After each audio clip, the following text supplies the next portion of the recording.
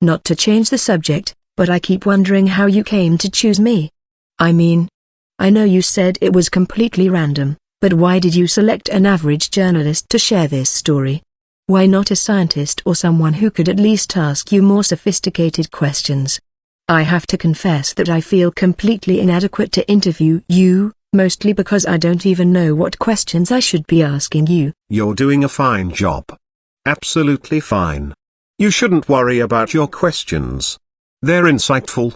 And most people, who will read this information, will be more interested in the things you've inquired about than the physics or science involved anyway. Perhaps, but I have this nagging feeling that if I could ask you the scientific questions, then you could more easily prove your story or credibility. I think I'm handicapping you in some way. What is it exactly that you feel you're not asking me? I guess it's mostly things related to time travel and BST. Last night you talked about some things that when I reread them earlier today, I felt like I should have asked more in-depth questions. Like? That's the problem. I don't know. Sarah, the reason I selected you was simple. I needed to find someone who knew how to access the mainstream media, and yet be relatively obscure. Had I chosen a science editor from a major newspaper, I may have ended up with more scientific questions and less about the cultural, artistic, and social implications of the Ancient Arrow project. Of my random selections, I knew that you had no established image to protect, that you knew how to access the media, and could ask sound questions that wouldn't betray your identity. That's why we're talking right now. And the fact that you didn't think I was crazy. I never asked you this before, but I'm just curious, was I the first journalist you talked with, or did someone turn you down before you found me? No. You were the first and only person outside of the Labyrinth group whom I've talked with about this story. I'd like to change the topic slightly and ask you about 15's personality. Is that okay? Yes, that's fine. What's he like as a leader? He's extremely focused, and demands everyone he works with to be similarly focused. He's a workaholic, sleeps about 4 hours a night and works the rest of his time on some aspect of BST. If there's research or development of new technologies that don't have a specific and strategic impact on BST, he's not involved in it. He won't even ask questions about projects of that nature, and generally within the ACO, there are always 3 or 4 projects that are unrelated to BST. Within the Labyrinth group, every project is related to BST. What's he look like? He's about average height and has fairly long grey hair down to his shoulders, which he usually wears in a ponytail. He's always reminded me of Pablo Picasso with long hair. He has those same penetrating eyes. He's originally from Spain, so it's no coincidence that he looks like Picasso. His most notable feature is his eyes. They're mischievous like you'd expect from a child who's done something wrong on the surface, but underneath, they've created something wonderful. It's just that nobody understands the wonderful part yet. That's what you see going on behind his eyes. I may have already asked you this, but how old is he? He's about 60 years old, I think, or at least he looks about that old. I've never heard anyone say his age. I know when he was a student, he was supposed to look old for his age. I think he started getting grey hair when he was in his early 20s, and that's probably why he was often mistaken for a professor rather than a student. You said earlier that he was kicked out of school. Why? Remember, he was, even at an age when most kids are concerned about dating and parties, working on BST. Or at least early versions of time travel. He's one of those rare visionaries that enter the physical world and knew at a very early age what he came to do. 15 was born to time travel. Period. End of story. That's all he's ever cared about. In the 50s, researching BST was considered a waste of time, no pun intended. It was simply too theoretical and disconnected from anything practical. I think 15 also rubbed his professors the wrong way because he was so bright as a student that he intimidated most of them. He's also very stubborn, and when the professors told him to change his research to something more practical, 15 apparently told them they were small-minded. Or something to that effect. Later that semester he was forcibly expelled as the story was told to me. However, Bell Labs hired him for a short stint because his research on quantum objects and how they could be influenced by consciousness interested them. Forgive me, but what exactly are quantum objects? They're elementals like electrons or neutrons. Quantum objects are fundamental building blocks of matter, and they can appear both as a wave and a particle. Okay, so 15 was trying to prove that quantum objects are influenced by consciousness. Why was that so dangerous to a research university? That in itself wasn't so radical, but it was only a small part of his total research into how to construct BST using the new physics that was being introduced rapidly in the community of quantum physics. 15 has always maintained that Einstein's general theory of relativity was flawed, which is not a popular position to take. In somewhat the same way that Newton's theory of the mechanistic universe became too constricted and unable to explain so much of the phenomenon of what we call today, complexity or chaos theory, 15 felt that Einstein's theories underestimated the influence that consciousness had on quantum objects. In the 50s and 60s, this was tantamount to heresy, particularly because it was impossible to prove by mathematical modeling or formula. Consequently, 15 just continued to develop his theories in secret and began to become noticed by the ACO when he became involved in a project having to do with heuristic learning systems based on a technology that the ACO had re-engineered from the Greys. The project leader from the ACO recognized his intellect and rogue creativity and began to develop a relationship with the young man.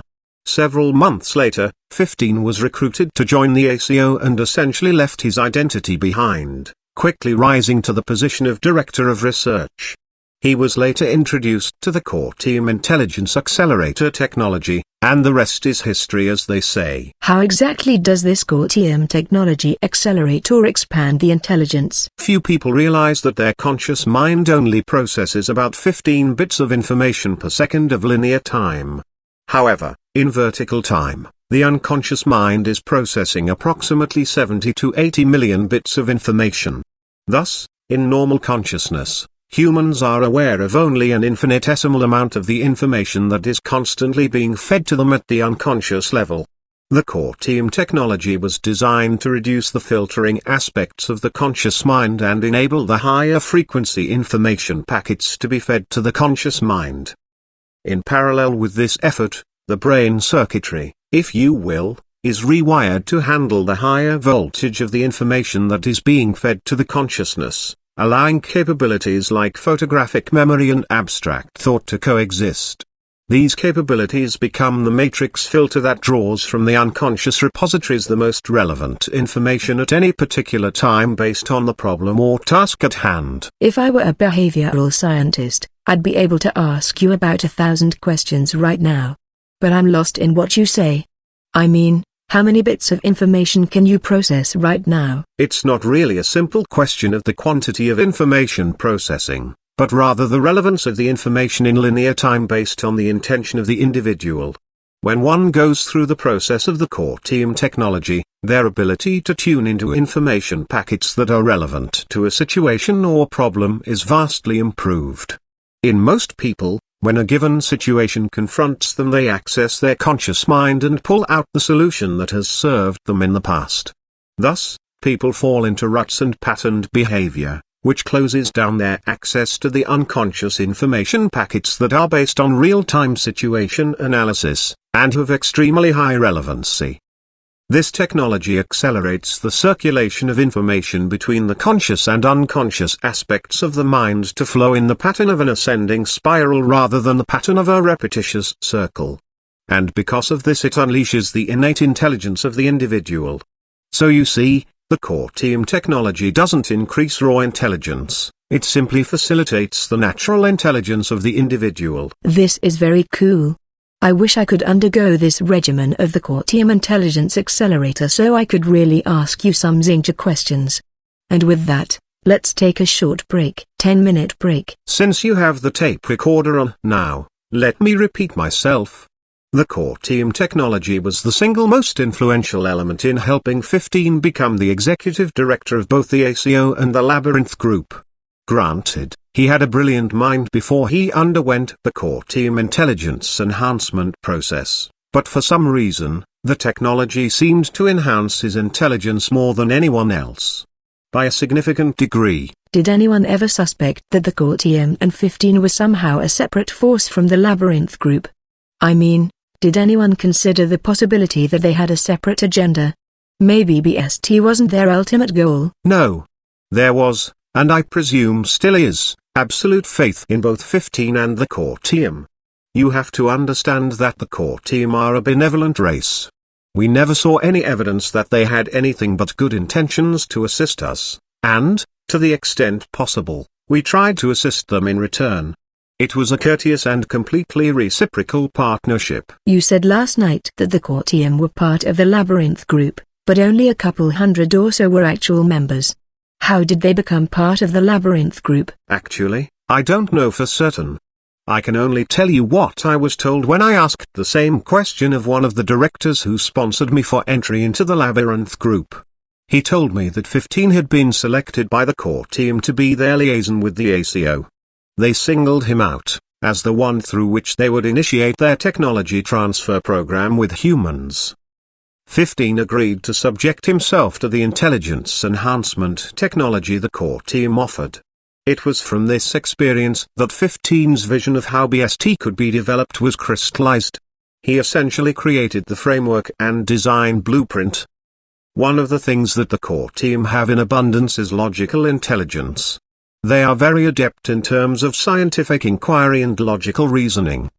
By their own admission, where they lack ability is in the creative visionary aspect of discovery. This is precisely where 15 excels. But you're talking about a race that is superior to us in their technologies. How can they lack creative insights? These things are all relevant. Compared to virtually all other humans, the core team are creative and visionary. But there are formative principles of physics that reside in a dimensional matrix that are completely foreign to all beings except the most penetrating intellects. And 15 has such an intellect. The core team are hoping that 15, and more generally, the Labyrinth group, can develop BST because the core team have their own application for this technology. But last night you said there are other races within our galaxy that may already have time travel capabilities. Why don't the core team simply go to these races and make a deal with them? As I said before, a species that has, of their own initiative, developed time travel will be unwilling to share it with another race. It is truly the most guarded of all technologies. And one doesn't simply ask to borrow the technology when they need it. Even when the need seems compelling and true. It's so easy to become dependent on the technology itself. Furthermore, as I tried to explain last evening, there's a considerable difference between time travel and BST. I'm not aware of any species that possesses the form of BST that the Labyrinth group is attempting to develop. It's like this, Sarah, BST requires a suite of interdependent, but discrete technologies that require a developer to apply new theorems, new laws of physics, that have never been discovered before. And then to build this suite of technologies based fundamentally on a new matrix of how the world works. It's a daunting task. Everything previously held to be true needs to be destroyed, needs to be reinvented, reformulated, and then integrated into this new matrix. This is the very nature of BST. You start with a blank slate and reinvent, reformulate, and recreate the consciousness of matter. Slow down. You just lost me. The consciousness of matter? Remember what I said earlier about quantum objects and how they're influenced by consciousness? Yes. Quantum objects become increasingly granular or refined until they become pure light energy and cease to have mass. They are not of physical reality, but rather of a pure state energy. This energy is further segmented into octaves of vibration. In other words, this light energy vibrates, and just like music, there are fundamentals and harmonics. The harmonics resonate with the fundamental energy vibration and the whole energy packet sings like a choir. Except its voice is light. This singing, if you will, is the equivalent of a consciousness that pervades all matter. Every physical object in the entire universe. 15 has successfully proven this all-pervasive consciousness, or what he calls the light-encoded reality matrix, or LERM, for those of us who like shorthand. Anyway, Lerm is just one of the new theorems that were required in order to devise a way to prove that BST was indeed a possibility, and not just a fanciful vision inside the mind of 15. This all-pervasive consciousness you mentioned, are you really talking about spirit or God? Exactly. Now you've really crossed over the line. You're going to tell me that 15 discovered God? That he has proof of God? Yes, in a way, but God isn't what we call it. It's Lerm. And 15 was quite emphatic that we never refer to Lerm as God or even godlike. He preferred to think of Lerm as the shadow of God.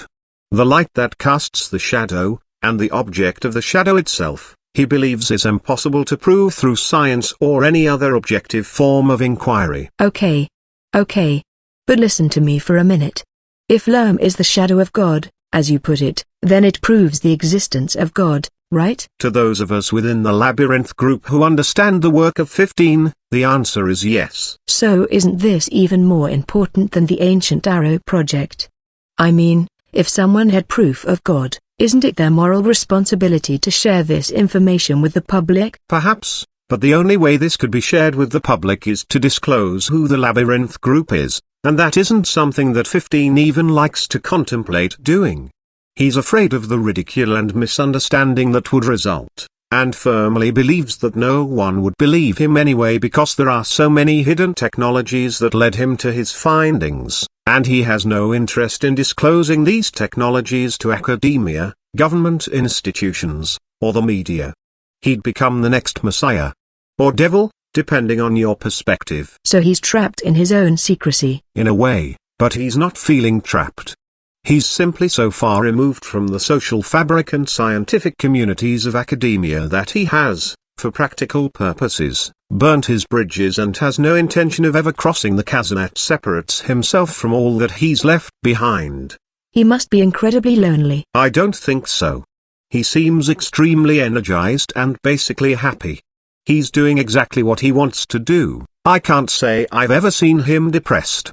Maybe disappointed, but never depressed. I still don't see the connection between Lerm and BST. You see, if matter ultimately dissolves into octaves of light, and light dissolves into octaves of consciousness, and consciousness dissolves into octaves of reality, then matter, light, consciousness, and reality are all interdependent like an ecosystem. And like an ecosystem, if you change one element you affect the whole. Isolating any of the elements contained within Lerm, and changing it, it can change reality. And this is a fundamental construct of BST. Does that answer your question? I'm not sure. I don't know, maybe all of this doesn't matter. Again, I'm feeling out of my territory. I find this interesting, but at the same time, it's frustrating. I even find myself feeling pissed off that all this stuff is going on in my world and I don't know about it. Well, I mean I didn't know about it until just now. It seems like an injustice to me. It's the old haves and have-nots story all over again. Can you appreciate how someone would feel? Hearing all of this for the first time, and feeling so left out? Yes, I understand. To you, you can take all of this for granted. After all, you're in the know. But the rest of us, we muddle through our little lives thinking the world is this and that, when really we're just bumping into each other in the dark. We're essentially clueless, aren't we? I don't know. Maybe you're right, it doesn't matter. I simply know what I know and I believe what I believe. Any more than that, it's as mysterious to me as it is to you. It would be a great mistake to think that the Labyrinth Group, or any of its members, including 15 and the core team, understands it all. They don't. But they work hard to get the answers, Sarah. I mean really hard. They've devoted their entire lives to this mission of BST. They didn't simply fall into the knowledge by accident. They tried and failed at thousands of different experiments until they found the existence of Lerm, and they'll probably fail another 1,000 times before they find the solution to BST. But believe me, these individuals didn't arrive at their knowledge casually or because it was gifted to them by some higher force. No, I didn't mean it that way. I'm glad for the Labyrinth Group. I mean it. I'm happy that someone on this planet has figured this out, or at least is trying. It's just unfair that so few have the proof, the knowledge. The opportunity to understand all of this. Their lives are so different, they might as well be living on some other planet. They might as well be extraterrestrials. I'm only laughing because that's been a fear of 15's from the start, that if someone ever did find out about the Labyrinth Group and its agenda, they would be regarded as ETs. And here you are, confirming that fear. In a way, I wish you hadn't selected me. My life is so different now. This is all I can think about. It consumes me every waking minute. I have no idea how I'm going to get this story out. I have no idea. None. Sarah, do you remember the first time we talked and I mentioned the Cortium? Your first question was, what do they look like? Yes. And your point is? These are the natural questions that people will have. Them may interest a few scientists, but I doubt it. What's portrayed in these interviews is so superficial that I doubt any scientist would take it very seriously. And those that would find it to be a noble gesture to authenticate monistic idealism, and nothing more. So you see, your initial instincts should be trusted. Ask the questions that people would be interested in that appeal to their basic sense of curiosity. And don't worry about changing the world through anything I have to say. I don't need that weight on my shoulders. Okay, you're right. You're absolutely right. Besides, I'm not sure about the truth of all of this. I'm still not convinced of what you say. Just for the record. And I'm still not trying to convince you or anybody else. I'm just answering your questions as truthfully as I know how. Touché. Now, for the benefit of those who read this interview eventually, what do the Cortium look like? I thought you never ask. They stand nearly 3 meters high and have very elongated heads and bodies. Their skin is very fair. Almost translucent, like you might expect from a cave dweller.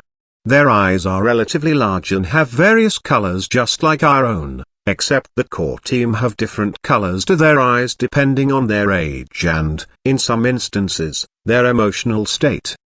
What's very unique about the Cortium is that they have an incredibly articulate nervous system that enables them to process virtually everything that occurs within their environment, including the thoughts of another.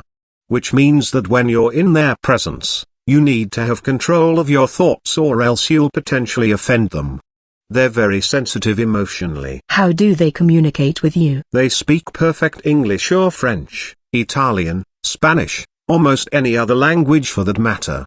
They're very gifted linguists and can acquire average language skills in a matter of a few weeks, and operate as masters of the language within a few months. Their minds are like sponges, but like I said before, while they possess incredible mental powers to absorb new information and synthesize it with previous information, they're not necessarily adept at creating new information totally unrelated to existing information. That's precisely what impressed them so much with 15. What's their interest in the Ancient Arrow project? No different than 15's, I presume. They're completely absorbed in the efforts to create BST, and hope that there's some technology or theorem within the Ancient Arrow site that can help accelerate the development of BST.